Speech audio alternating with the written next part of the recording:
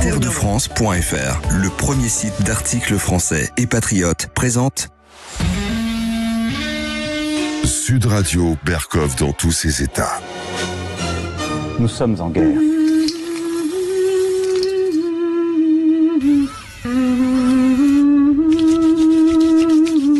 Ce tableau cauchemardesque devant nous, c'est ce qui nous attend. Si aucune alternative n'est mise en place. Les baskets, ça fait 6 mois là. Nous sommes en guerre. Eh oui, ce n'est pas fini. D'ailleurs, bonjour auditeurs résistants de Sud Radio, bonjour à toutes et à tous. Je vous rappelle que c'est une semaine quand même assez spéciale, cette semaine. D'abord, anniversaire de 80e anniversaire du débarquement. Si Erika n'était pas là, si Ruskov n'était pas là, on va en reparler. Et puis le 9 juin, élection au Parlement européen. Ça vous intéresse, ça vous intéresse pas? Vous nous le direz, on en parlera. Mais auparavant, ce matin, je n'arrivais plus à dormir. Je ne dormais plus. Standards et Poor's nous ont dévalué la note.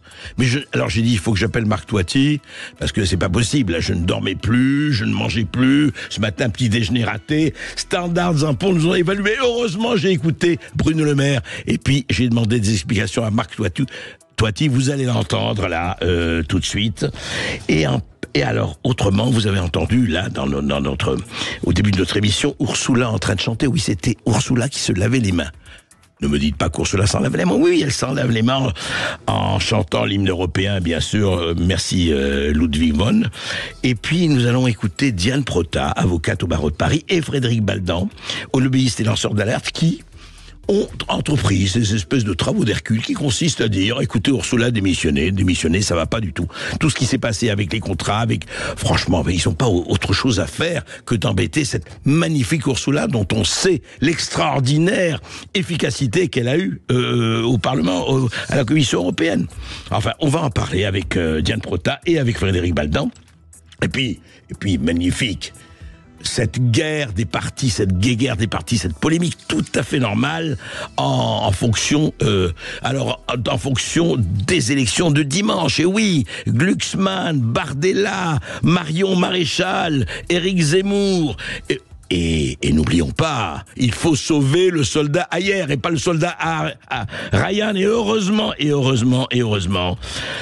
Gabriel Attal est là. Voilà, on va parler de tout ça et surtout, last but not least, nous allons recevoir une journaliste, Leslie Varenne, qui raconte l'itinéraire d'une défaite. C'est quoi? Qu'est-ce qui s'est passé avec Emmanuel Macron en Afrique? Un livre absolument passionnant sur ce qui se passe depuis 7 ans avec notre politique africaine, mais c'est aussi un miroir qui reflète la France et l'état de la France.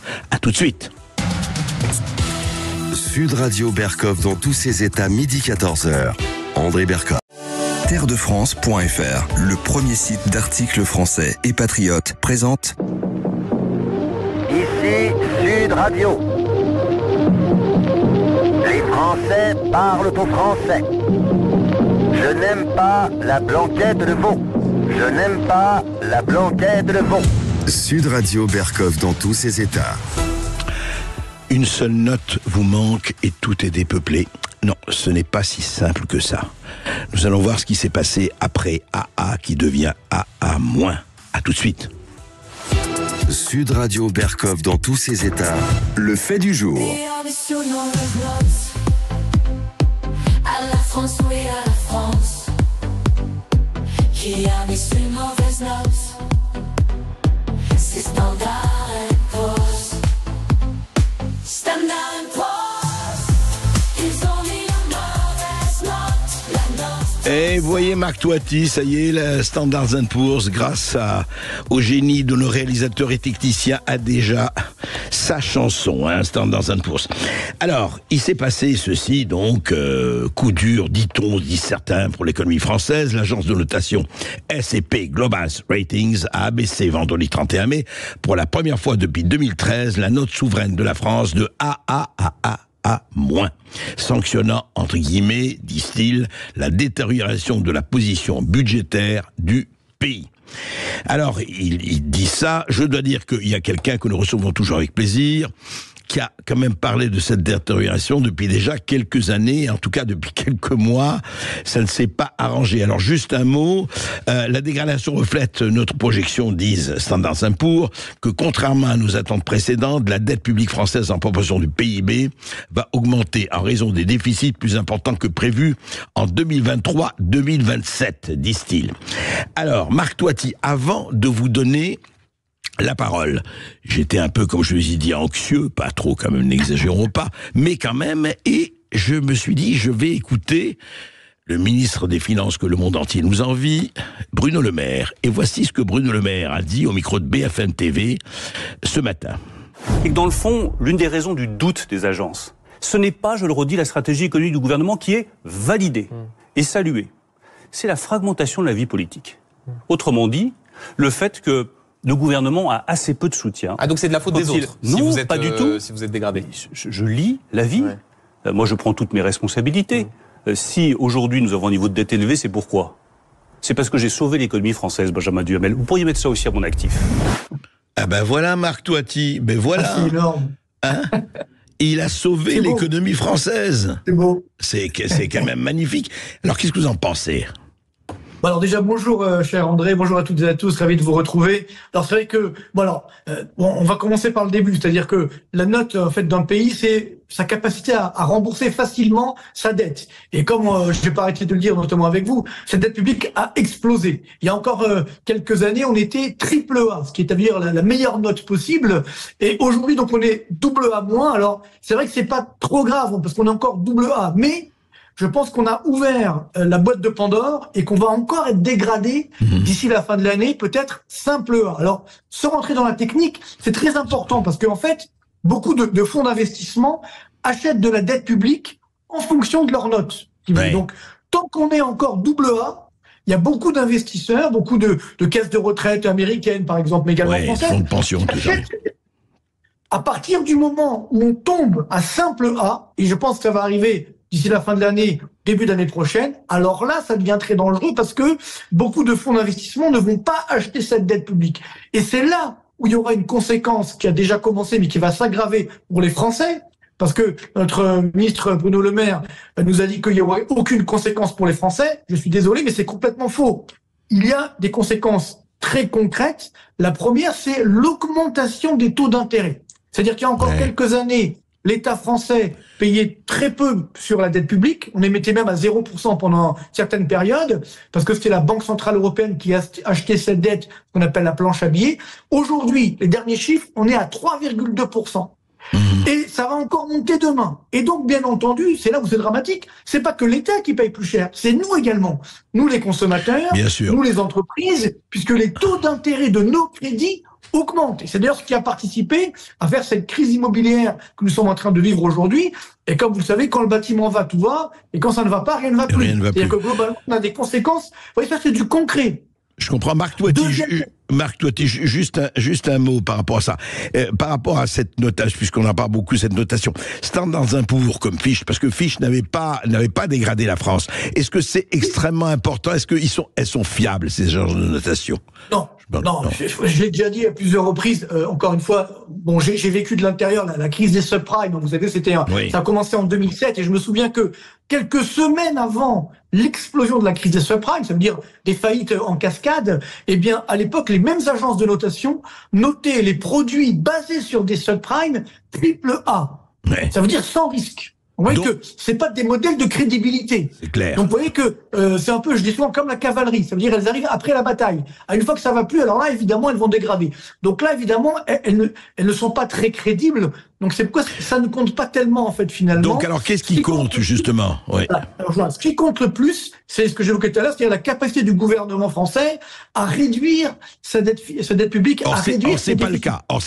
Et ce n'est pas du tout le cas, et surtout, parce que ça, c'est très important, on parle beaucoup d'Europe. Mais l'année dernière, justement, la France est l'un des seuls pays de l'Union européenne, et notamment de la zone euro, qui a augmenté aussi fortement son déficit public. Tous les pays ont réduit leur déficit, nous on l'a augmenté. On est même à 5,5% du PIB. Même les Italiens ont fait plus d'efforts que nous. Au Portugal, par exemple, on est en excédent public. Oui, donc, quand Bruno Le Maire nous dit « Ah ben, j'ai sauvé la France, je pouvais pas faire autrement », non, on peut pas dire un truc pareil. C'est-à-dire que globalement, c'est facile, évidemment, d'éviter la récession à coup de milliards d'euros de dette publique. Et quand on regarde les chiffres, cette dette publique, elle a explosé de plus de 700 milliards, alors que le PIB français, augmenté de l'inflation, n'a augmenté que d'environ 330 milliards. C'est-à-dire, il y a un écart d'environ 350 milliards qui ont disparu. Et ça, c'est évidemment extrêmement dangereux. Et donc, j'arrive à la deuxième conséquence pour les Français, c'est que pendant longtemps, beaucoup de mes confrères, certains économistes, etc., bien pensants ou très politisés, on va dire, disaient « mais la dette publique, on s'en fiche, ça ne coûte rien, etc. » Parce que on ne paye pas, c'est la BCE, la Banque Centrale Européenne, qui finance. Eh bien, ça, c'est complètement faux, parce que justement, comme les taux d'intérêt ont augmenté, eh bien, la charge d'intérêt de la dette, ce que paye l'État chaque année pour juste les intérêts de la dette, aujourd'hui, c'est 50 milliards d'euros.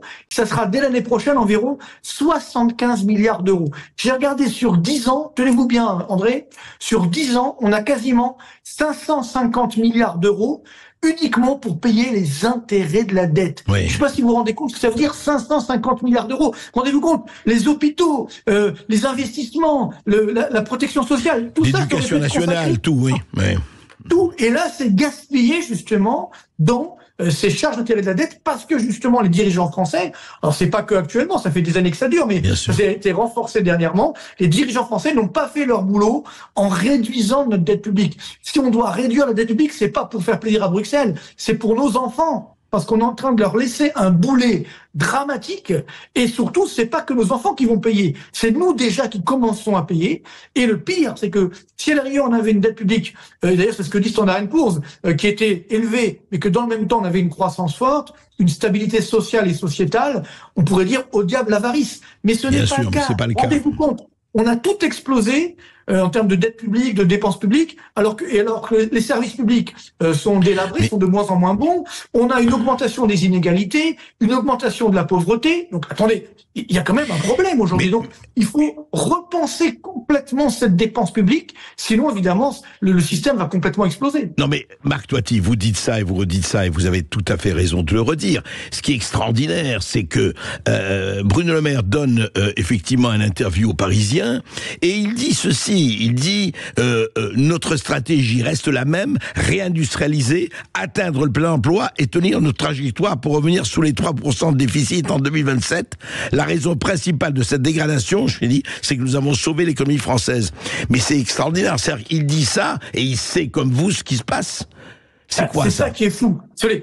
Moi, ça me dépasse, si vous voulez. J'en ai parlé d'ailleurs avec Bruno Le Maire à plusieurs reprises. Je dis, on doit dire la vérité aux Français. Quand on te dit, oui, ça y est, il n'y a plus d'inflation, alors qu'on a vu, par exemple, le mois dernier, l'inflation qui repart à la hausse en France, aux normes Eurostat. Donc, moi, je pense qu'on ne peut pas cacher la réalité. Je comprends la volonté du gouvernement, d'ailleurs de tous les gouvernements. Ça fait 25 ans que je fais ce métier. Tous les gouvernements ont fait la même chose. Ils font de la méthode Coué en disant, oui, tout va bien dans le meilleur des mondes. Ok.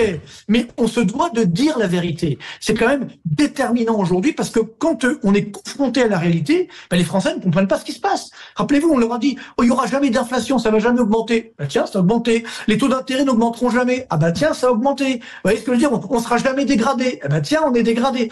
Vous comprenez? Tout ça, encore une fois, je suis pas un devin, je suis pas un prophète. Non, si je fais ces prévisions, c'est parce que je le vois effectivement dans ce que nous faisons. Vous savez, l'économie, c'est des causes et des conséquences. Donc, ce qui se passe aujourd'hui, c'est pas tombé du ciel. Ce sont des conséquences des erreurs stratégiques qu'ont fait nos dirigeants. Donc, quand on dit on a sauvé la France, alors qu'ont fait les autres pays qui ont réduit leur déficit, qui ont même un excédent public? Vous voyez, donc quand on dit on n'avait pas le choix, on a sauvé la France. Bon, déjà, je pense qu'on aurait pu faire différemment. Et moi, j'ai pas arrêté justement de le dire aussi à Bruno Le Maire, mais à d'autres, on pouvait faire différemment. Mais non, on a choisi la facilité en disant, allez, c'est pas grave, on augmente la dette publique et puis on verra bien après. C'est ça, c'est très dangereux. Ce qui est extraordinaire, c'est qu'ils s'enfoncent dans le narratif. C'est-à-dire, en fait, ils choisissent, ils le savent très bien, ils sont pas plus bêtes que d'autres, mais ils choisissent de continuer dans un narratif qui n'a plus rien à faire avec le réel. C'est ça qui est préoccupant.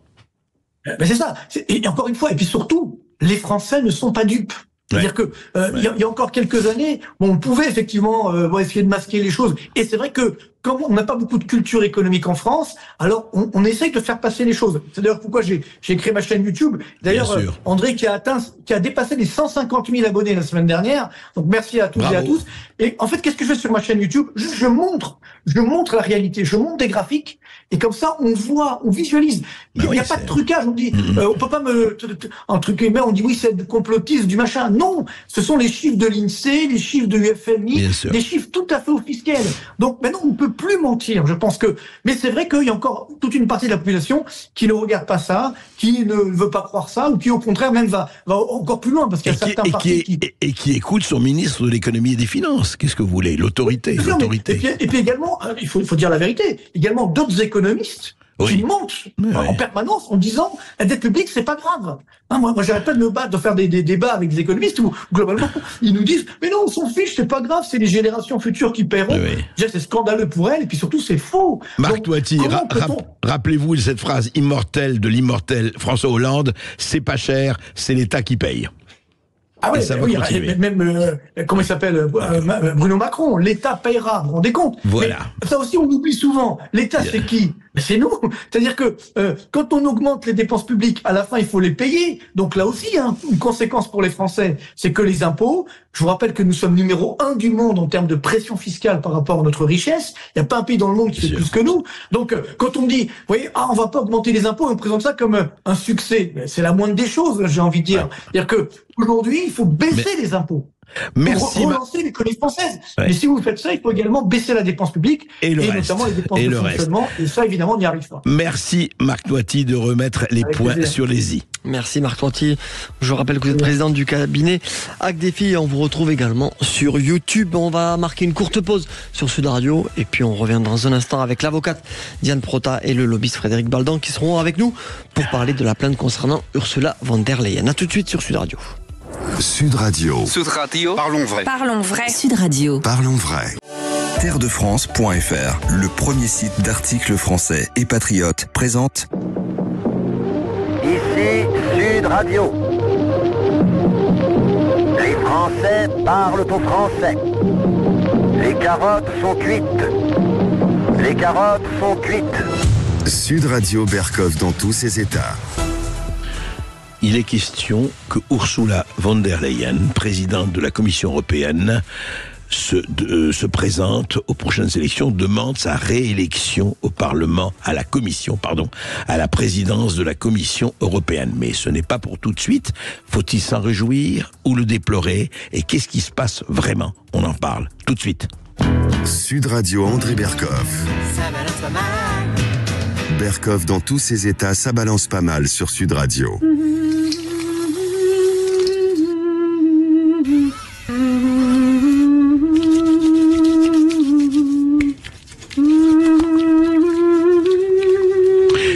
Ce n'est pas Poncette Pilate, c'est Ursula von der Leyen qui se lave les mains qui s'en lave les mains, non, c'est pas gentil, en train de chanter l'hymne européen, bien sûr.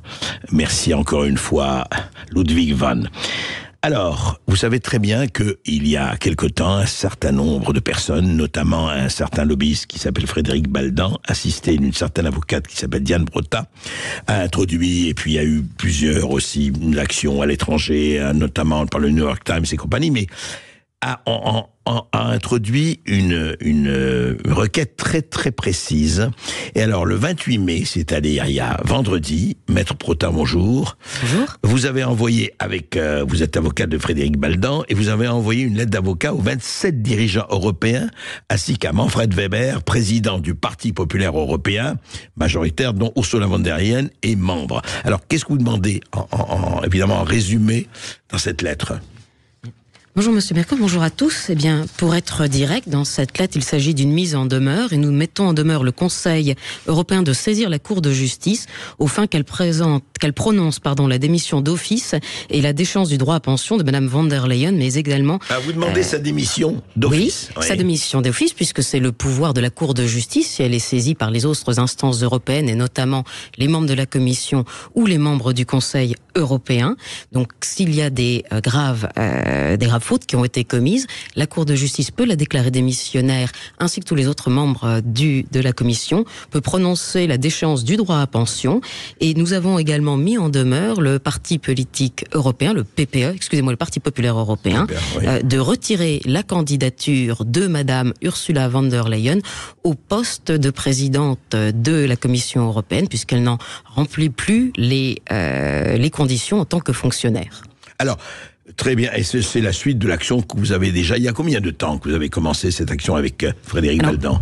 Pour le résumer clairement et simplement, vous nous avez reçu au mois d'avril 2023, c'est la date à laquelle mon client a porté plainte contre Madame Ursula von der Leyen entre les mains d'un juge d'instruction belge pour des faits de destruction de documents publics, d'immixtion dans des fonctions publiques, de corruption et de prise illégale d'intérêts. Depuis lors, cette affaire a avancé, de nombreux partis et des États s'y sont joints et il y a eu une audience le 17 mai à Liège, qui était une audience, on reviendra dessus, qui a été demandée par le procureur européen.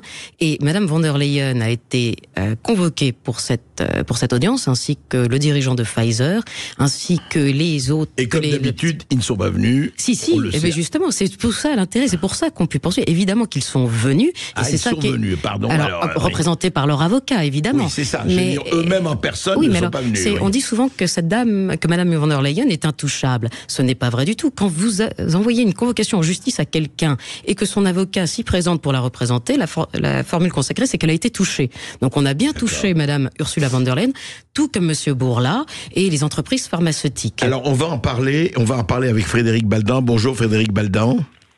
Bonjour. Bonjour. Alors vous êtes celui qui a enclenché avec Diane Prota, vous avez enclenché toute cette procédure. Oui, quand je disais effectivement, je me rappelais que toutes les convocations de Bourla, d'Albert Bourla et de Ursula von der Leyen au Parlement européen n'ont jamais été suivies des faits. Là, effectivement, il y avait les avocats, mais eux-mêmes évidemment ne se sont pas présentés. Si, les avocats sont venus. Non, je parle d'eux-mêmes, je parle de Frédéric Baldan et je parle d'Ursula von der Leyen. Pardon. Vous l'avez dit. Donc, Frédéric Baldan, vous aujourd'hui, comment vous sentez-vous par rapport au début de cette... Est-ce que vous trouvez que vous avez bien avancé, pas assez avancé? Est-ce qu'à votre avis, il y a des résultats qui peuvent être proches? Alors je suis toujours victime de représailles, c'est-à-dire que je suis toujours radié comme lobbyiste à l'heure actuelle. Vous êtes radié complètement comme lobbyiste, oui. On est arrivé quand même à avoir une procédure qui est devenue historique et vraiment sans précédent, parce que s'il est vrai que j'étais la première victime ou le premier plaignant, depuis lors j'ai été rejoint par environ 500 autres plaignants, parmi lesquels figurent des États membres, des députés européens, des partis politiques et des citoyens qui viennent de partout, de plusieurs pays, la France, l'Italie, la Belgique, la Hollande, la Pologne, la Hongrie.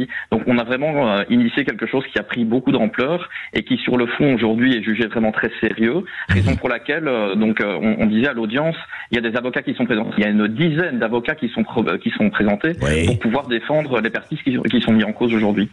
D'accord. Et donc on a quelque chose d'un peu particulier qui est l'immixtion, l'ingérence dans ce dossier du parquet européen, qui est une agence de l'Union européenne sans compétence dans le cadre de ce dossier, et qui a essayé de l'entraver, ce qui nous a amené justement à avoir une audience devant la Cour. Et donc si vous voulez, ce que voulaient les partis en face, donc Ursula von der Leyen et Albert Bourla, au travers de leurs avocats, c'était de mettre un terme à la procédure sur le champ. Et donc directement à l'audience qu'on arrête tout.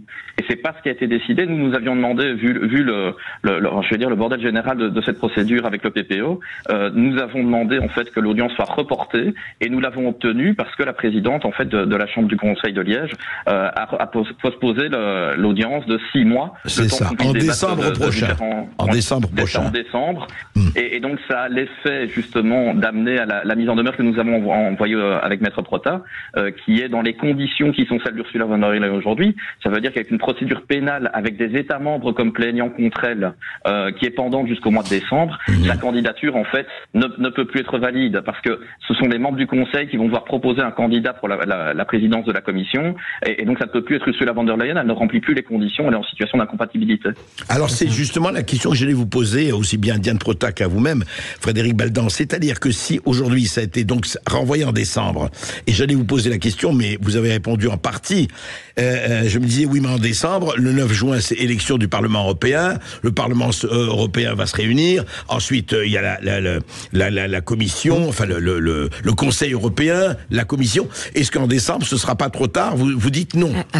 Pas du tout. C'est-à-dire qu'elle est, attendez, est-ce qu'elle est aujourd'hui, ce que disait Frédéric Baldan, Diane Prota, est-ce qu'aujourd'hui, par ce qui s'est passé à Liège, et puisque ça a été prorogé, et il n'y a pas eu l'arrêt effectivement de la procédure, la poursuite, pardon, est-ce qu'aujourd'hui, elle ne peut pas être nommée par le PPE candidate à sa réélection? Non, justement, et à partir du moment où cette procédure se prolonge jusqu'au mois de décembre, d'abord, la première chose, il faut le comprendre, mon client, il vous l'a rappelé, il a été victime de représailles après avoir donné une conférence de presse avec Madame Rivasi, et il a perdu ses accréditations.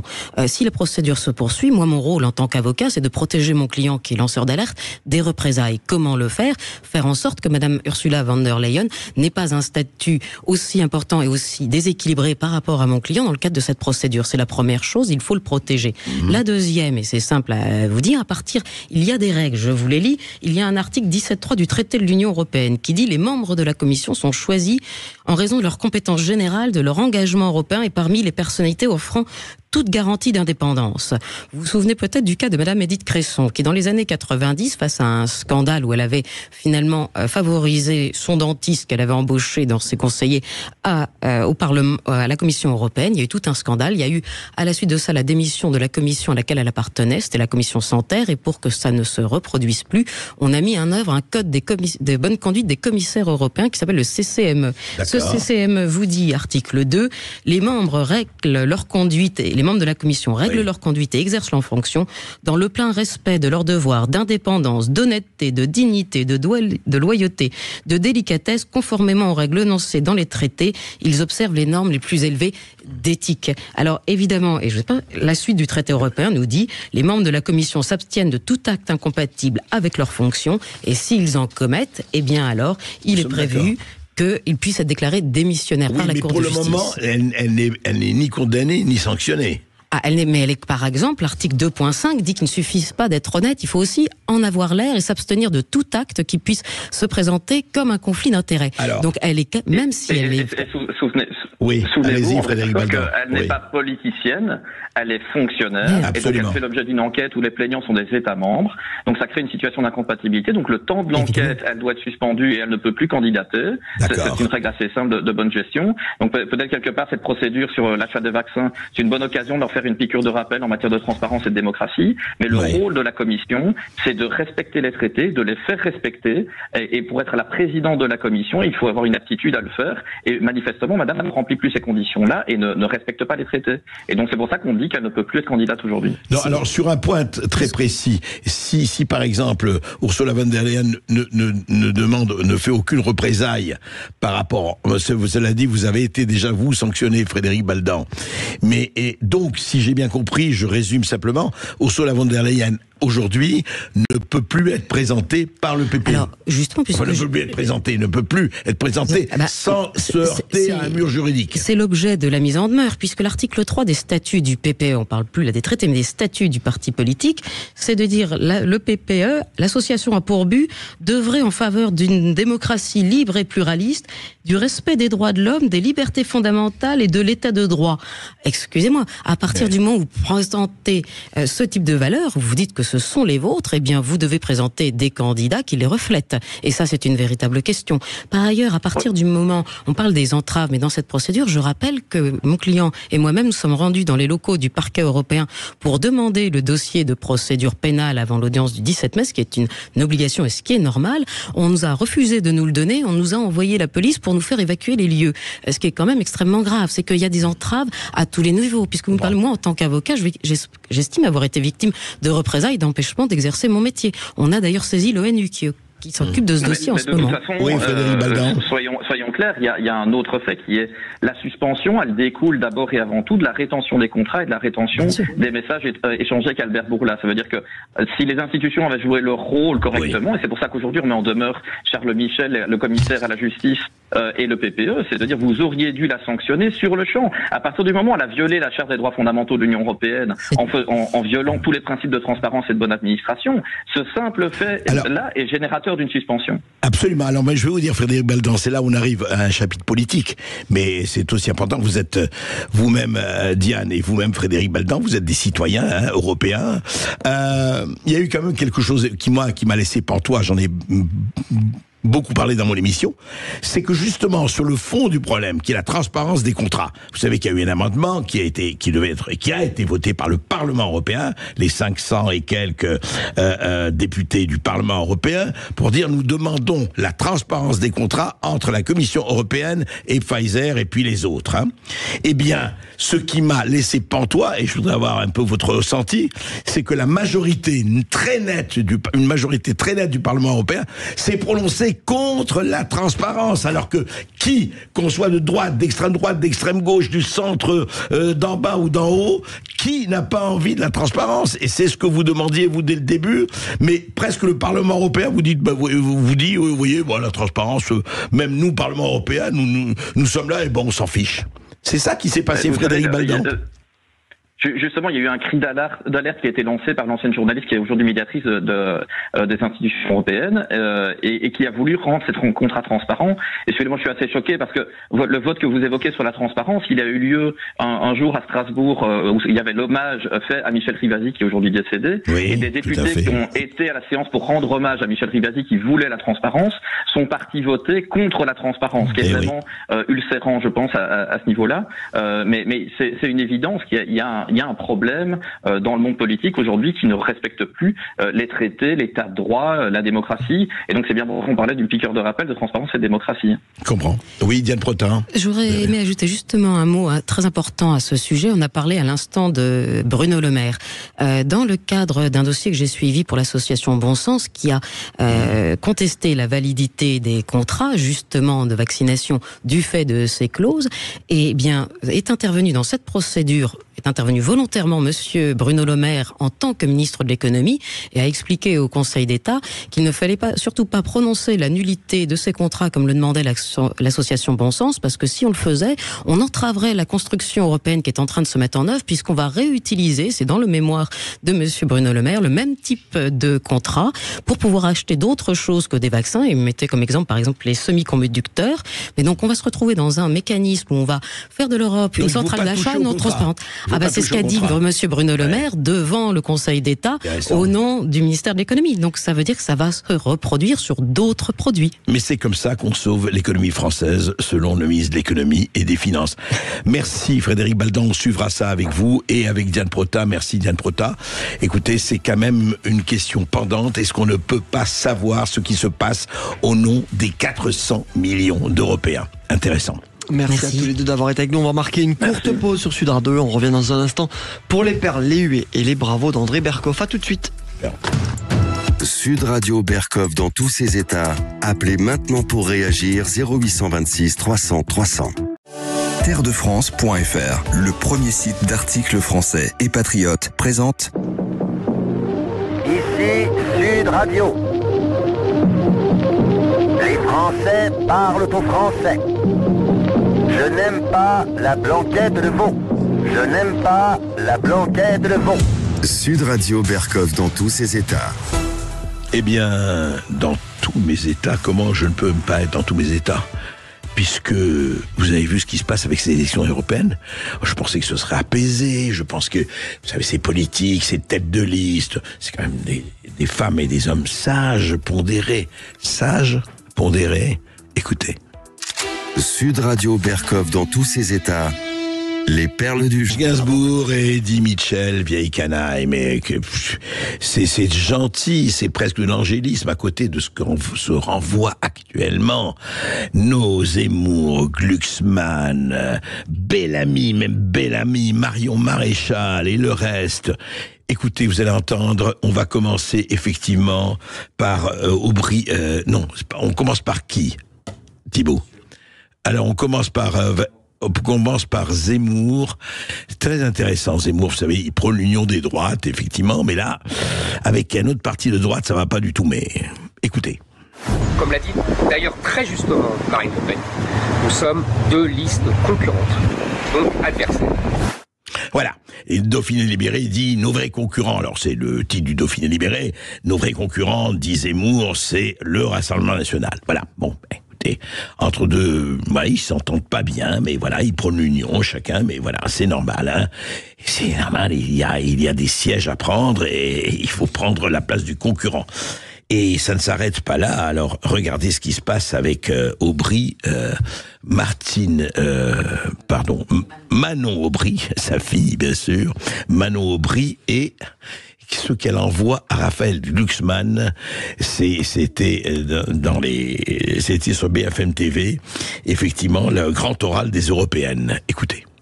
Notamment sur la retraite à 60 ans. À ceux qui la remettent en cause. Donc il y en a qui pourraient se reconnaître ici. Je crois que Raphaël Glucksmann... Donc vous parlez de Raphaël Glucksmann. En fait partie. Et parce que, vous savez, moi, on a levé un espoir dans le pays il y a 2 ans. Et vous le savez. Tant mieux si vous pouvez clarier votre position. C'est faux, et vous le savez, j'ai dit je crois que tout le monde, qu'un ouvrier qui commence à travailler à 17 ans, ou moi qui ai commencé à 26 ans, je ne parle pas au même âge à la retraite, ça me semble juste. Tant mieux si vous clarifiez votre position, mais... Je crois, puisque François Hollande va soutenir votre liste cette semaine. Glucksmann. Oui, je sais, mais moi je n'ai pas François Hollande qui me soutient et je crois qu'on a besoin de clarté qui fait exploser nos factures. Vous ne luttez pas contre l'extrême droite, vous faites de moi votre cible principale. C'est le cas depuis 6 mois. Vous avez l'extrême droite à 40%, Manon Aubry.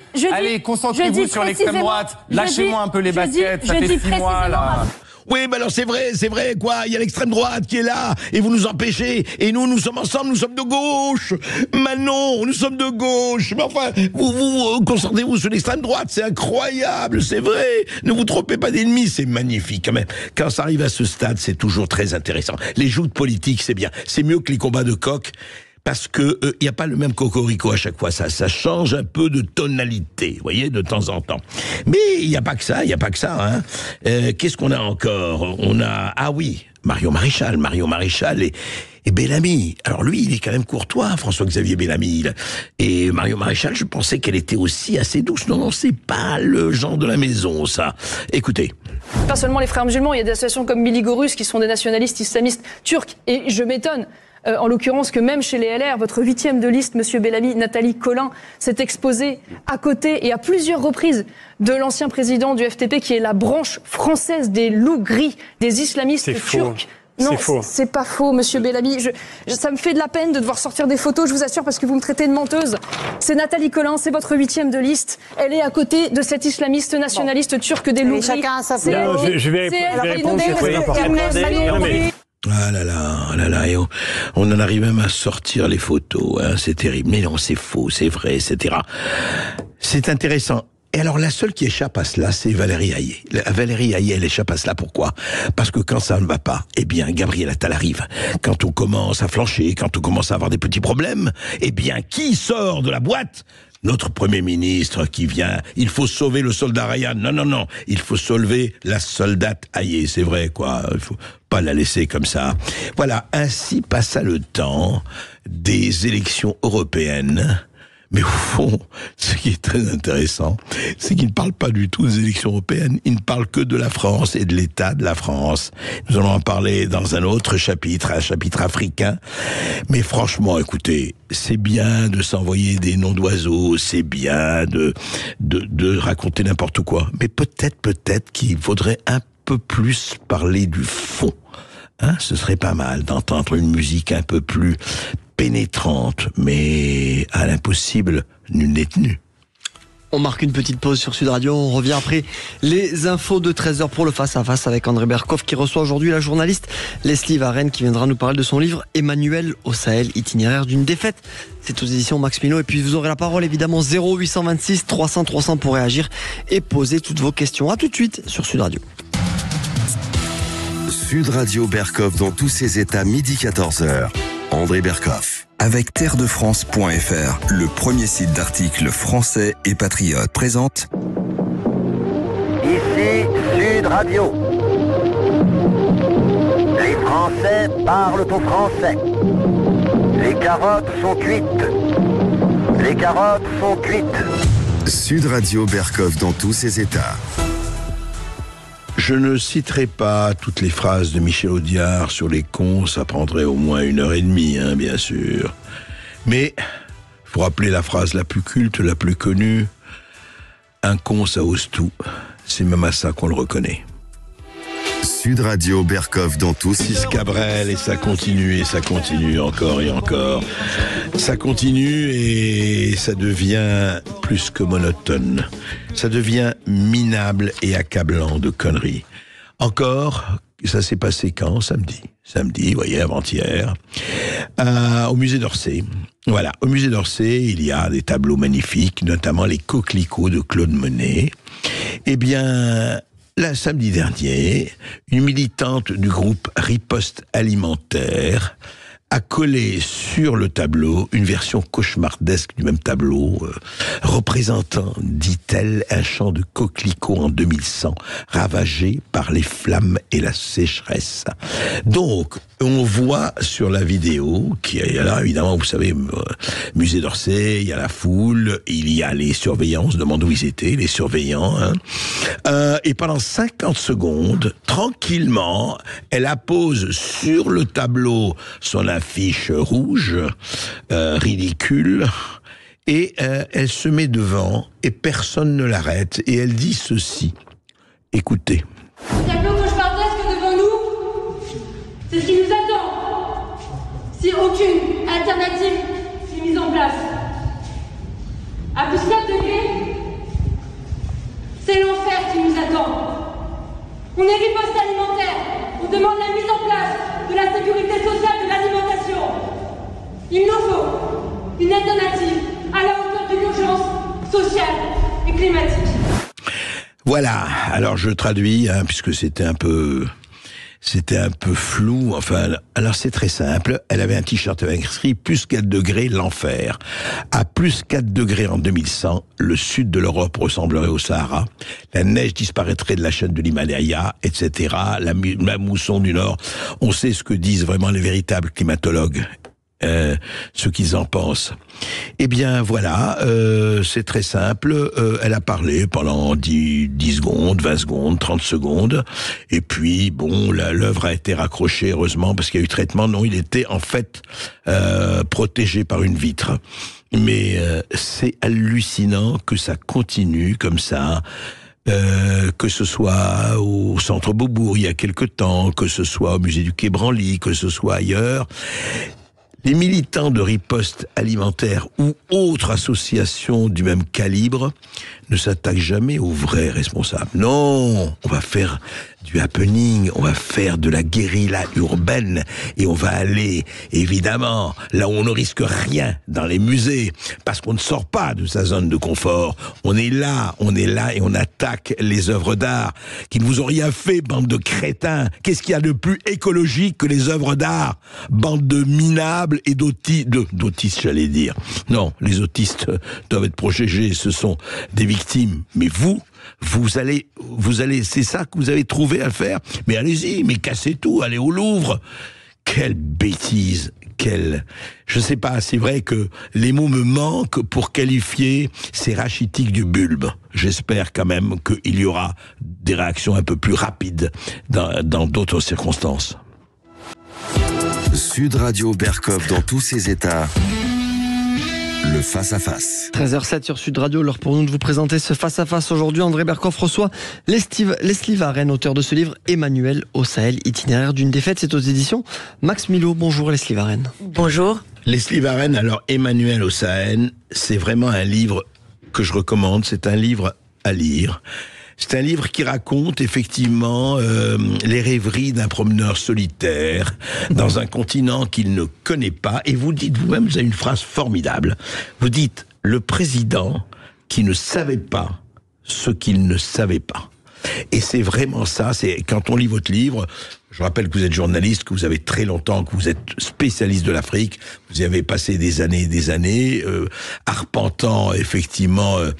plusieurs pays, et on découvre quand même ce qui s'est passé. Alors, il n'y a pas que Macron, bien avant Macron, ça avait commencé effectivement ce désamour, alors que la France la francophonie d'un côté, les colonies de l'autre, enfin 150 ans de présence plus ou moins assumée, et puis ce qui se passe aujourd'hui. Alors ce qui est absolument, on apprend vraiment beaucoup de choses dans votre livre, et ce qui est tout à fait sidérant, c'est la profondeur du gouffre et presque abyssale du désamour, effectivement, je ne sais pas si on peut appeler ça d'un divorce. Dites-moi, qu'est-ce qui s'est passé? Qu'est-ce qui fait qu'on en est à ce point? Alors, c'est pas... Il y a plusieurs choses sur ce sujet-là. D'abord, on parle toujours de sentiments anti-français, de ressentiments anti-français. Je m'inscris en faux.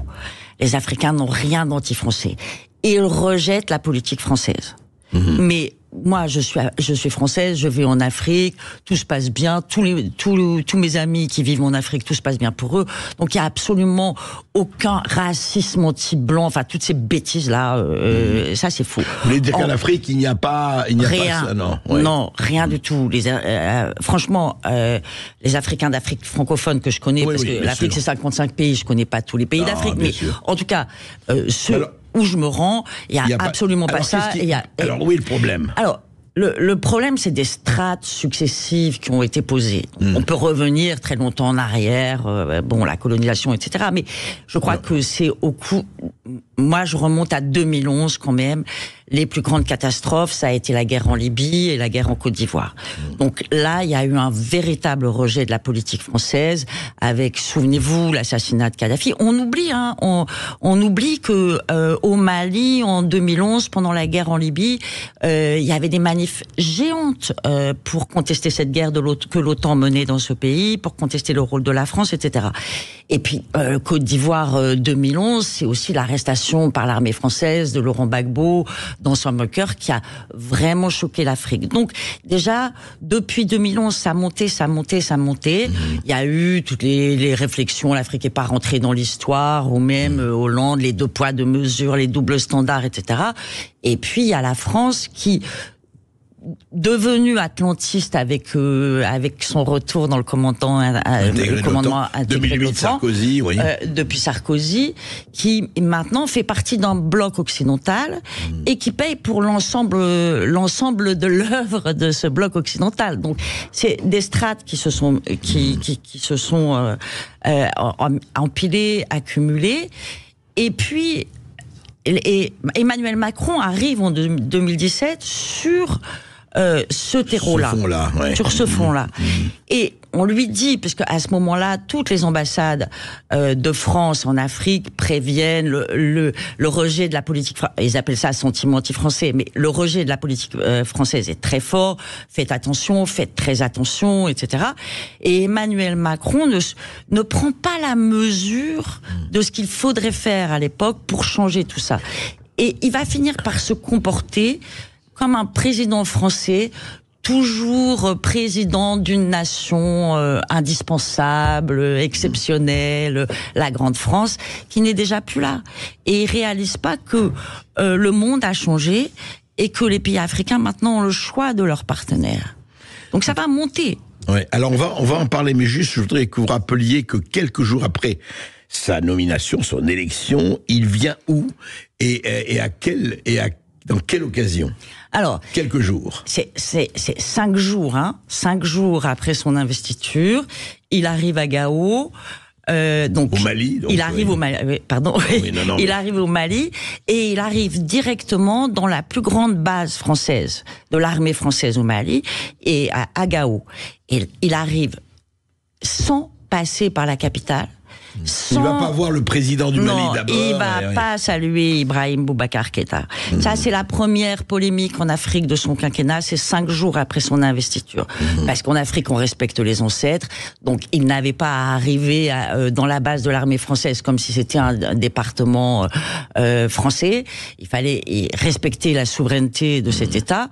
Et puis, il faut pas oublier que quand il arrive en 2017, l'armée française est sur place depuis 2013 et la situation n'a fait que se dégrader. Donc les Maliens commencent à être tendus et commencent à se dire qu'est-ce que c'est que ces Français qui sont là et qui n'arrivent pas à ramener et à pacifier le pays. Donc il arrive dans une situation qui est déjà pas facile Et il va pas saluer le président Ibrahim Boubacar Keïta, et il va avec Le Drian et puis l'éphémère ministre des Armées, Sylvie Goulard, et il reste 6 heures. 6 heures chrono, hein. Et il repart après 6 heures. Et il fait un petit tour d'hélico au-dessus du Niger, il reste 6 heures chrono, et là, il fait un discours extrêmement autoritaire. Je vais tout arranger, tout arranger, je sais, j'ai les clés, je sais comment il faut faire, j'ai la feuille de route, je serai très exigeant avec mes partenaires, avec les partenaires maliens. Et d'ailleurs, le plan Barkhane va rester jusqu'au bout, jusqu'à la pacification. Les soldats français ne partiront que lorsque le dernier djihadiste aura disparu du Mali, ce qui évidemment ne se passera pas, et les soldats français seront obligés de partir, je rappelle quand même, seront obligés de partir du Mali, du Burkina Faso et enfin du Niger. En juillet 2023 dans les conditions terrifiante que... On va en parler justement, on va en parler avec vous, Leslie Varenne, après cette petite pause. Et effectivement, qu'est-ce qui s'est passé autour? Vous racontez un peu toute cette histoire. Je dirais une histoire d'un désamour annoncé, même si on ne parle pas des sentiments, mais les sentiments existent, mais évidemment il y a la réelle politique d'abord qui existe, et la réelle économie. On va en parler. Sud Radio. Sud Radio. Parlons vrai. Parlons vrai. Sud Radio. Terredefrance.fr, le premier site d'articles français et patriotes, présente. Ici Sud Radio. Les Français parlent au français. Je n'aime pas la blanquette de veau. Je n'aime pas la blanquette de veau. Sud Radio Berkov dans tous ses états. Je ne suis pas le seul dans tous mes états. Leslie Varenne, visiblement, était dans tous ses états quand elle a écrit ce livre, Emmanuel au Sahel, l'itinéraire d'une défaite, qui est un miroir. C'est très intéressant parce que ça parle de l'Afrique, ça parle de beaucoup de choses qui se passent en Afrique et qu'on ne connaît pas parce qu'on n'est pas assez renseigné là-dessus. Et puis ça parle aussi, vous savez, comme disait Cocteau, il est temps que les miroirs réfléchissent. Eh bien, c'est un miroir qui réfléchit justement sur la France et notamment les dirigeants. Et vous parlez, alors, on va parler de ça. Qu'est-ce qui s'est passé? Donc il y a eu cela, on a vu ce qui s'est passé à Barkhane, on va passer au Mali. Et au fond, quand même, faut peut-être pas, jeter la pierre que sur la France. Qu'est-ce qui s'est passé? Pourquoi?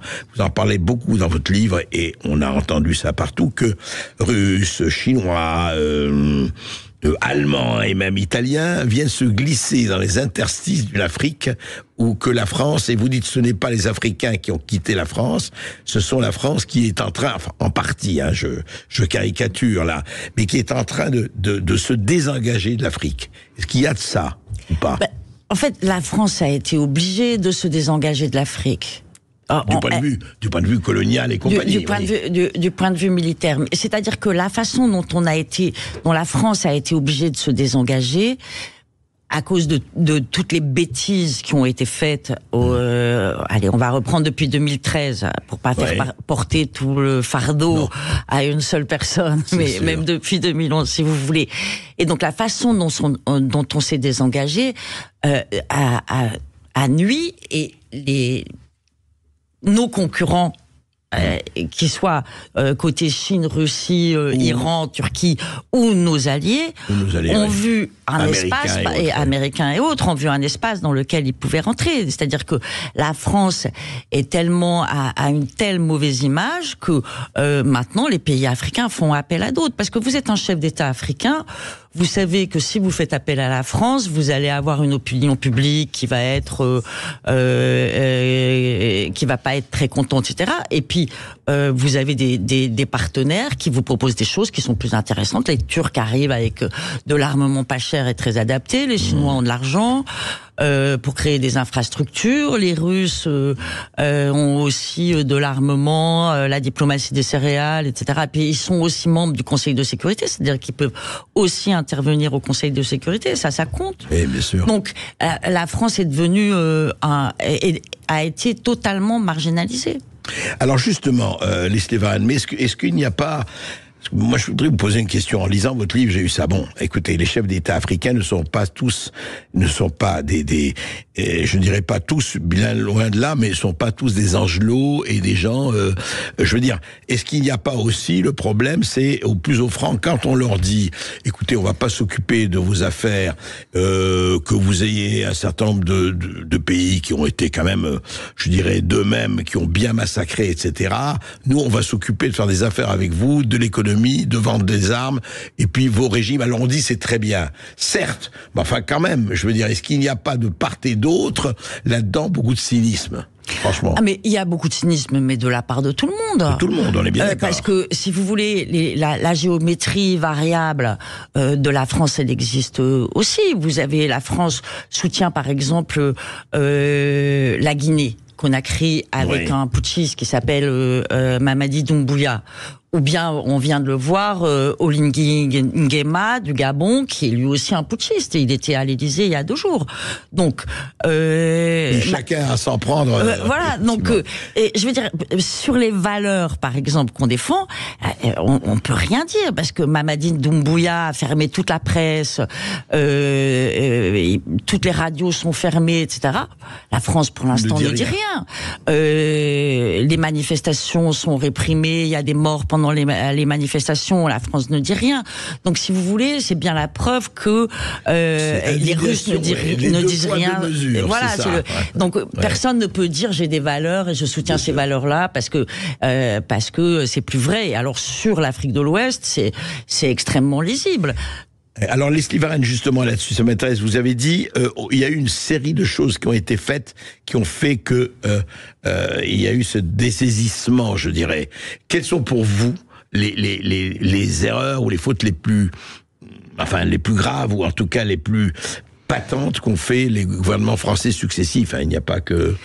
Alors, on va peut-être pas reprendre, mais si on reprend non, mais depuis 10 ans, à partir d'Emmanuel Macron, bon, il y a eu une succession de bourdes qui n'auraient pas été si graves, mais si vous voulez, le fait qu'Emmanuel Macron ne fasse pas la bonne analyse quand il arrive, qu'il continue la même stratégie que François Hollande, donc que la situation sécuritaire s'améliore pas, ça ne permettait pas à la France de décider de manière autoritaire sur tout. Bien sûr. Et donc, le point clé, le point du basculement qui vient après plusieurs étapes, le point clé, le point du basculement, c'est, à mon avis, la convocation de Pau. C'est-à-dire, on est en novembre 2019. C'est une année noire pour le Sahel, mais vraiment une année noire. Il y a énormément de morts parmi les militaires sahéliens au Mali, au Burkina, au Niger.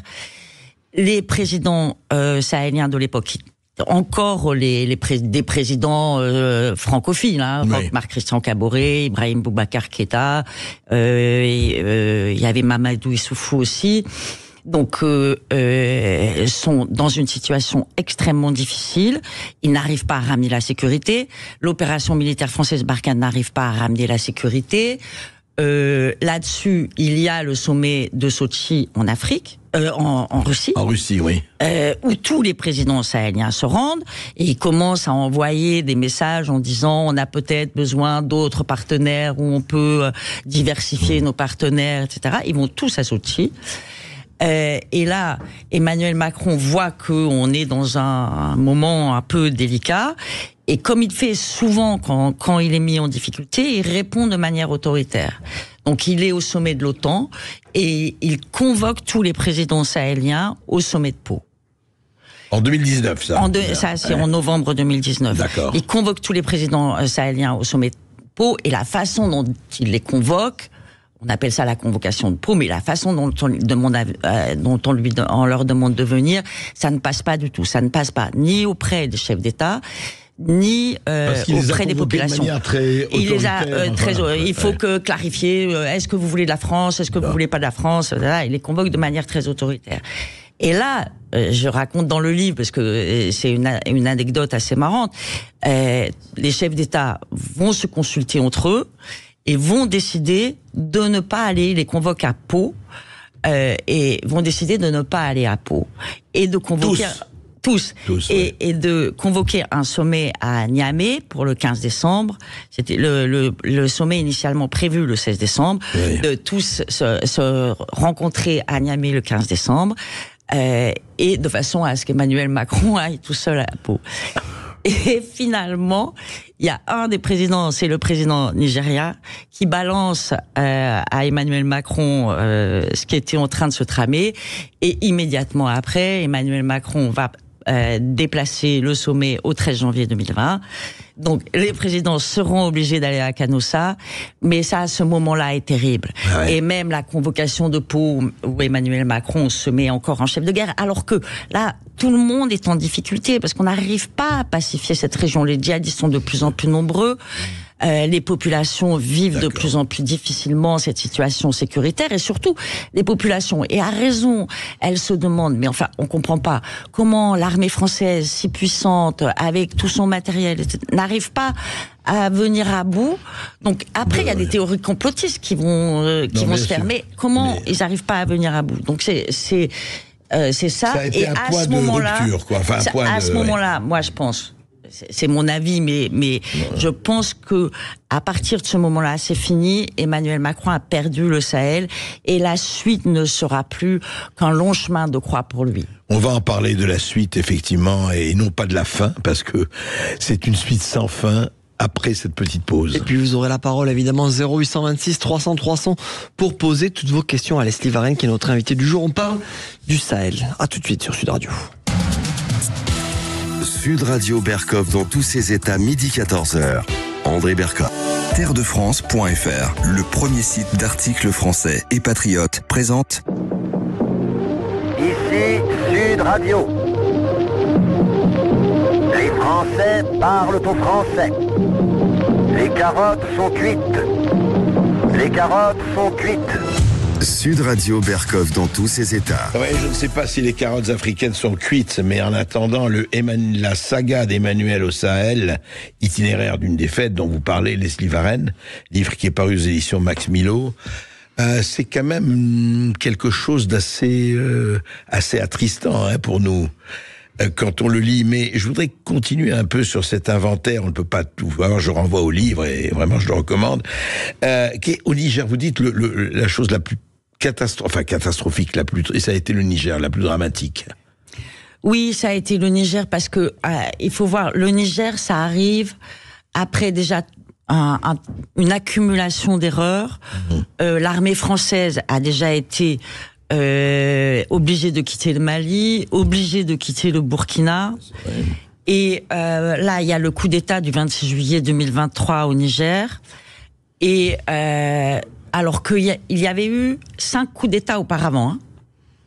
Et que, quels que soient les coups d'État, personne n'avait demandé que le chef d'État déchu soit remis à son poste. On avait entériné les coups d'État, tous les coups d'État étaient passés comme des lettres à la poste. D'accord. Et là, le coup d'État de juillet 2023, la France se cabre et demande que le président Mohamed Bazoum du Niger soit remis à son poste. Et vraiment, on demande que le président c'est une exigence que le président démocratiquement élu soit remis en place, etc. Ce qui est déjà une bêtise pour une raison, c'est que une fois qu'un coup d'État a 48 heures, c'est extrêmement difficile de remettre un chef d'État sur son fauteuil. Ça, on le sait. Oui. Ensuite, ce qui était très difficile, de cette demande était très difficile, c'est que ce coup d'État a très vite été populaire, a très vite été porté, parce que la France, mais pas que la France, les Européens, etc., souvent, ils racontent des histoires, ils finissent par y croire. C'est la fameuse phrase, vous savez, nous sommes un empire maintenant, nous créerons notre propre réalité. Ça s'appelle la prophétie autoréalisée. Les prophéties autoréalisatrices. Donc, ils avaient déclaré que l'élection de 2021 était une élection démocratique, que Mohamed Bazoum avait été élu démocratiquement, etc. Oui. Ce qui était faux, et tous les Nigériens le savaient. C'était une passation de pouvoir entre l'ancien président et le nouveau président. Je ne rentre pas dans tous les détails. Et donc, quand les Nigériens, quand la population nigérienne voit que on se cabre, que la CEDEAO ou l'organisation sous-régionale met des sanctions, que la France soutient ces sanctions, etc., la population sort pour pour soutenir la junte. Et là, tout le monde, enfin la CEDEAO et la France vont faire une erreur majeure, c'est de dire si vous ne remettez pas en poste au pouvoir Bazoum, il y aura une intervention militaire. Ils l'ont dit officiellement. Ils l'ont dit officiellement. Et donc, là, il y a une levée de bouclier. Comment vous voulez imaginer une intervention militaire dans un pays qui, depuis 10 ans, est en guerre, où la CEDEAO n'avait jamais rien fait pour les décontrôler? La CEDEAO, rappelons, c'est l'organisation sous-régionale de chefs d'État. Des chefs d'État, africains. Et donc, comment vous voulez que ce soit accepté dans un des pays qui est le plus pauvre du monde? On leur met des sanctions terrible économique, alors que c'est un pays enclavé. Enfin, c'est toute une succession et les populations supportent pas. Donc, elles vont soutenir la junte. Il va y avoir des grands mouvements populaires et à ce moment-là, comme la France, Emmanuel Macron reste droit dans ses bottes, il veut l'intervention, ça va durer 2 mois. Hein. Et donc, la population sort et la junte au pouvoir va demander le départ des militaires français. Et là, il y aura ces scènes absolument dévastatrices pour la France, où la population va camper devant la base militaire de la France à Niamey, exigeant le départ des forces militaires. Le Niger va demander le départ de l'ambassadeur de France. La France va refuser. Donc, on va se retrouver dans une situation absolument inédite, où on a nos forces militaires plus un ambassadeur qui sont cloîtrés chacun dans leur base. Et ça, c'est franchement, c'est du jamais vu. Ça va durer. Emmanuel Macron ne va rien lâcher, mais alors rien lâcher pendant 2 mois. Les manifestations vont continuer. Et puis, fin septembre, alors parce qu'Emmanuel Macron, ce que j'ai oublié de dire, comptait sur une intervention militaire de la CEDEAO et comptait... Des chefs d'État africains. Et comptait aussi sur peut-être l'aide des autres partenaires européens. Tout le monde va se dissocier de cette intervention militaire. L'Italie, l'Allemagne, les Américains qui refusent cette opération militaire. Tout le monde va se dissocier de cette posture. Il va rester dans cette posture malgré tout jusqu'à la fin septembre. Et puis à la fin septembre, il va finir par jeter l'éponge comme si de rien n'était et comme si rien ne s'était passé. Mais là, ça a été la menace d'intervention militaire sur ce coup d'État. A laissé des traces. Ah oui. Et ça laisse des traces encore aujourd'hui, parce que la junte à Niamey ne veut plus entendre parler de la France, les Français n'ont plus de visa, tout est bloqué. Je rappelle quand même que dans ces 3 pays, on n'a plus d'ambassadeur de France. Hein. Actuellement, il n'y a aucun plus d'ambassadeur de France, ni au Niger, ni au Burkina, ni au Mali. Mais c'est quand même un résultat triste. Oui, si c'est triste. C'est très triste. Et au Niger, on aurait pu s'éviter ça parce que on avait vu comment ça s'était passé au Mali. On avait vu que les sanctions avaient soulevé les foules et avaient au contraire apporté une légitimité à la junte malienne. Donc on savait que les sanctions c'était contre-productif. On l'avait vu au Burkina. Donc on aurait pu échapper à ça. Il suffisait juste de voir toutes les leçons de ce qui s'était passé avant. On aurait pu être tiré et ça n'a pas été fait. C'est pour ça que ça donne un portrait de nos dirigeants. Enfin bon, on peut en parler, mais il y a quelque chose que je voudrais évoquer avec vous. Vous en parlez dans le livre, Leslie Varenne, qui est quand même, je ne dirais pas le point d'orgue, mais qui nous a tous laissé pantois à l'époque déjà. Vous dites, d'ailleurs, vous l'écrivez comme ça, à cette litanie s'ajoute également une perle, c'est ce que vous écrivez dans votre livre, un bijou, une merveille, celle d'avoir confié l'Organisation internationale de la francophonie. La francophonie, 350 millions de francophones dans le monde. À une anglophone. En 2018, la France a pesé de tout son poids pour que la direction de cette organisation revienne à Louise Mushikiwabo, ancienne ministre des Affaires étrangères du Rwanda, qui ne parlait pas un mot de français. Donc, l'organisation de la francophonie est donnée à quelqu'un. Mais c'est quoi cette histoire, quand même? Alors, je ne sais pas si, pour être juste, Je ne sais pas si. Je pense que. Je pense que comme le Rwanda était francophone avant de décider d'être anglophone, je pense que Louise Mushikiwabo parle français. Oui, enfin, mais elle est la représentante d'un État anglophone. Un État anglophone, exactement.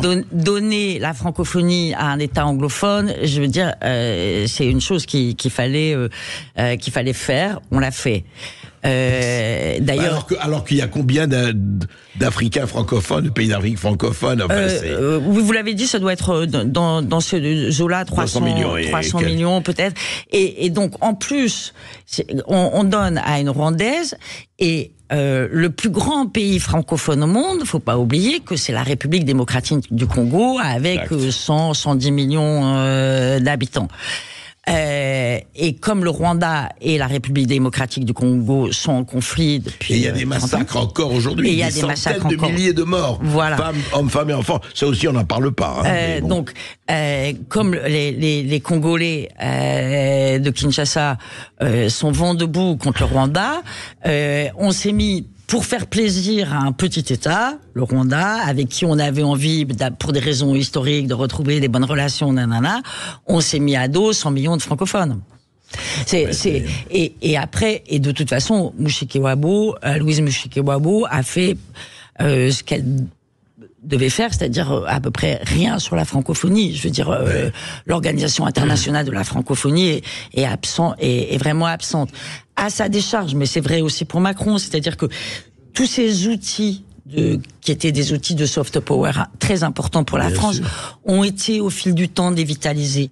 Et donc là, ça a été dévitalisé sous Sarkozy, sous Hollande, et puis maintenant, on arrive à la fin de la course. Certes, mais on peut-être justement, vous parlez toujours, et c'est vrai que ça remonte, c'est pour ça il ne s'agit pas de porter toutes les responsabilités sur une personne, qu'elle soit présidente de la République, c'est clair, mais enfin, on peut revitaliser. On peut changer de voie, on peut changer de direction, ça arrive. C'est ça, le facteur humain. C'est aussi de regarder et de changer de direction. Esteban, je crois que nous avons... C'est Jean-Paul qui nous appelle depuis Draguignan. Bonjour Jean-Paul. Bonjour Jean-Paul. Oui. Bonjour Jean-Paul. Bonjour madame, bonjour André, merci de me donner la parole.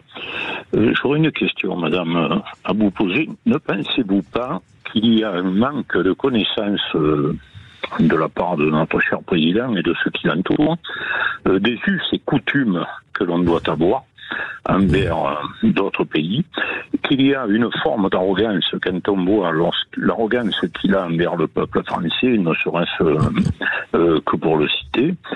Et de plus, je vous dirais que tout ce que vous avez dit m'amène à une inquiétude supplémentaire vis-à-vis de la diplomatie que l'on a aussi envers la Russie. Voilà, je pense qu'on a à notre tête des gens qui ne sont que dans leur ego, qui ne sont que dans leur petite gloire, et il n'y a plus de diplomatie française, il n'y a plus de discussion, ils veulent imposer, avoir raison de tout, sans s'occuper de ce que peuvent penser les interlocuteurs qui sont face à eux. Et je trouve que cela est très dangereux, et au travers de ce que vous nous avez expliqué, notamment que l'on n'a plus d'ambassadeurs dans ces trois pays, je trouve que les Français, et notamment les parlementaires et autres sénateurs, devraient quand même s'emparer un peu de ces affaires et d'essayer de mettre un terme à tout cela. Merci, voilà. Merci Jean-Paul. C'est moi qui vous remercie. Je dois dire, c'est vrai, Leslie Varenne, vous en parlez dans votre livre, il faut quand même le rappeler, même si on avait des copains qu'on mettait en poste d'ambassadeur, mais là, le Quai d'Orsay n'existe plus, pratiquement. Enfin, le corps diplomatique en tant que tel. Emmanuel Macron a décidé, quand il décide, vous savez, c'est lors du dernier remaniement, où il dit, il demande à ses ministres d'être des soldats de l'an 2, des soldats révolutionnaires, et que maintenant il faut lutter contre le grand effacement. Parole, des actes. Voilà, lutter contre le grand effacement de la France. Et c'est intéressant parce qu'Emmanuel Macron a des fulgurances, donc c'est lui-même qui parle du grand effacement de la France. Hein, c'est pas moi qui le dis, donc et il a bien conscience de ça. Mais il dit ça, mais il ne donne pas les outils pour. Et au contraire, au lieu de donner les outils pour, il a dissous le corps diplomatique, ce qui fait que ce qui se faisait de manière marginale avant est maintenant institutionnalisé. On pourra mettre un grand flic dans une ambassade ici, etc. Et qui fait que la spécialisation, la passion, les connaissances, l'expérience, parce que la diplomatie, on le voit souvent, hein, la diplomatie, c'est des mots. On n'emploie pas un mot à la place d'un autre. Vous avez vu ce que mot troupeau-sol a fait comme, qui est pas un mot diplomatique. Troupeau-sol en Ukraine, voilà. etc. Oui. Et donc, tout ça, c'est un métier. Et c'est vraiment un métier d'orfèvre. Et tout ça disparaît. Et ce qui fait que, on est dans cette situation-là. Mais je pense que votre auditeur absolument raison. J'ai rien à redire de ce qu'il a dit parce que c'était assez juste. Exactement. On va continuer de parler du Sahel dans un instant après cette petite pause et puis évidemment 0826 300 300 pour réagir. À tout de suite sur Sud Radio. Sud Radio Berkov dans tous ses états. Appelez maintenant pour réagir 0826 300 300. Terredefrance.fr, le premier site d'articles français et patriotes, présente Ici Sud Radio. Les Français parlent au français. Je n'aime pas la blanquette de veau. Je n'aime pas la blanquette de veau. Sud Radio Berkov dans tous ses états. De retour sur Sud Radio, nous sommes ensemble jusqu'à 14h avec Leslie Varenne qui vient nous voir pour son livre Emmanuel au Sahel, itinéraire d'une défaite. C'est aux éditions Max Milo. Et nous avons Antoine qui nous appelle depuis Mulhouse. Bonjour Antoine. Bonjour Antoine. Oui, bonjour messieurs, dames. Écoutez, je conçois tout à fait ce que révèle cette dame. Mais je pense qu'il manque peut-être un élément qui est celui que la France ne pratique pas ce que pratiquent les pays qui nous mettent dehors au Sahel. J'ai une petite expérience, 17 ans au Sahel, 4 coups d'État. On retourne une population en 24 heures. C'est pas la population qui décide, c'est un petit état-major qui met les gens dans la rue et qui vous retourne et tout le monde manifeste contre la France. Donc il manque toujours ce petit élément dirais-je un petit peu de dessous des pratiques que nous on ne fait pas, alors qu'on ne l'ait pas vu venir ou qu'on ne l'ait pas géré. Ça c'est peut-être autre chose. Mais vous pensez que c'est un petit élément, Antoine? Vous pensez que, je veux dire, on peut retourner ça, que certes, les populations peuvent être retournées, c'est vrai partout, pour l'Afrique comme pour l'Europe, mais vous pensez que tous les coups d'État qui a eu lieu, ce sont des coups d'État de population retournée, pour vous? Non, c'est pas la population qui est retournée, c'est un petit état-major de 8-10 bonhommes que j'ai fréquenté, je vais dire que j'ai pratiqué ou que j'ai connu, qui avant étaient, ils étaient toujours adeptes à la France, parce qu'on avait aussi ça du temps quand les socialistes sont venus, après l'appel de la Baume, on a eu le RPR, on a eu la mairie de Paris, j'ai vécu tout ça, monsieur. Donc, on travaillait en France, mais on a incarné de partis, et j'ai toujours, je militais avec les Nigériens que je connaissais, je disais toujours, faites des relations d'État et pas de parti à parti. Bon, aujourd'hui, ce n'est plus la question de parti à parti avec la France et les États du Sahel, Mali, Burkina, Niger, quand on compare les coups d'État et de la façon dont ils se sont produits, c'est qu'on voit bien que derrière, il y a une manœuvre qui est différente par rapport à la nôtre, mais qui est la même dans ces 3-4 pays du Sahel. Et d'autres qui vont peut-être suivre. Qu'en pensez-vous, Leslie Varenne? Je pense que chaque coup d'État est différent. Et donc, dans le livre, d'ailleurs, j'ai tout un long chapitre coup d'État dans lequel je décris les coups d'État par le menu. Il y en a pas un qui s'est passé de la même manière. Moi, je vois 2 coups d'État qui ont après un soutien populaire. C'est le Mali, le premier au Mali en août 2020 et celui de juillet 2023 au Niger, parce que c'est 2 coups d'État qui viennent débloquer des situations démocratiques bloquées. Au Burkina Faso, c'est autre chose, c'est l'armée entre elles. Donc c'est encore un autre problème. Il n'y a pas eu de soutien populaire au Burkina Faso. En Guinée, c'est le plus spécifique parce que, comme je raconte dans le livre, à mon avis, il y a eu au moins une ingérence extérieure, même si la population l'a accepté parce qu'il y avait eu un 3e mandat. Mais donc, et au Tchad, c'est encore autre chose puisque c'est un coup d'État constitutionnel. Donc tous les coups d'État sont différents. Que on retourne la population. Alors c'est vrai que les chefs d'État eux-mêmes ont payé des manifestants, qu'on peut instrumentaliser des manifestants. On peut le faire, c'est clair. On peut le faire. Ça s'est fait d'ailleurs. Les chefs d'État, avant les coups d'État, les chefs d'État l'ont fait. Après les coups d'État, ils l'ont encore fait. On paye 1000 francs par-ci, 1000 francs par-là. On peut avoir une manif, des manifs gigantesques comme il y a eu au Mali et au Niger. Lorsque les sanctions ont été imposées, c'est impossible. Il y a un vrai soutien populaire. Donc on fait quand même la différence entre les instrumentalisations et le soutien populaire. Une junte ne peut pas tenir sans soutien populaire. En tout cas, sauf si elle est dans la répression, comme au Burkina Faso actuellement, mais comme dans d'autres pays. Mais c'est vrai, en tout cas, que c'est toujours très compliqué. Il y a toujours un côté, effectivement, de corruption et autres qui existe, mais ça ne suffit pas à expliquer. Ça suffit pas, et on peut pas le tableau. Alors ça suffit pas à expliquer, on peut pas essentialiser, on peut pas. Il y a jamais un seul critère, il y a beaucoup de critères, donc on peut dire une chose et son contraire. En tout cas, moi je renvoie à votre livre, hein, que vous soyez ensuite d'accord ou pas d'accord, mais lisez-le. Il y a encore une fois énormément d'éclaircissements. Juste pour finir cette émission de Leslie Varenne, est-ce qu'aujourd'hui, très franchement et très froidement, est-ce qu'aujourd'hui la France en Afrique est toujours la France qu'elle a été pendant des dizaines de décennies, voire plus d'un siècle, où effectivement c'est devenu, disons le mot, un pays européen comme un autre, c'est-à-dire est-ce que c'est devenu, qui n'est pas rien, l'Allemagne, l'Italie, je parle toujours vis-à-vis de l'Afrique, hein, l'Allemagne, l'Italie ou autre, ou le Portugal ou l'Espagne, hein, qui ont. Et les États-Unis qui sont très très présents, hein. Et les États-Unis, bien sûr. Enfin, non, je parlais de pays européens. Là, justement, je disais un pays européen comme un autre. Pardon, voilà. Excusez-moi. Non, mais donc effectivement, où est-ce que il y a encore une possibilité, en tout cas, de bouger, peut-être pas de retrouver ce qui s'était passé. Le monde change, et on le sait ô combien. Mais voilà, qu'est-ce qui peut se faire, ou surtout, est-ce qu'on est aujourd'hui, un pays, entre guillemets, tristement normalisé?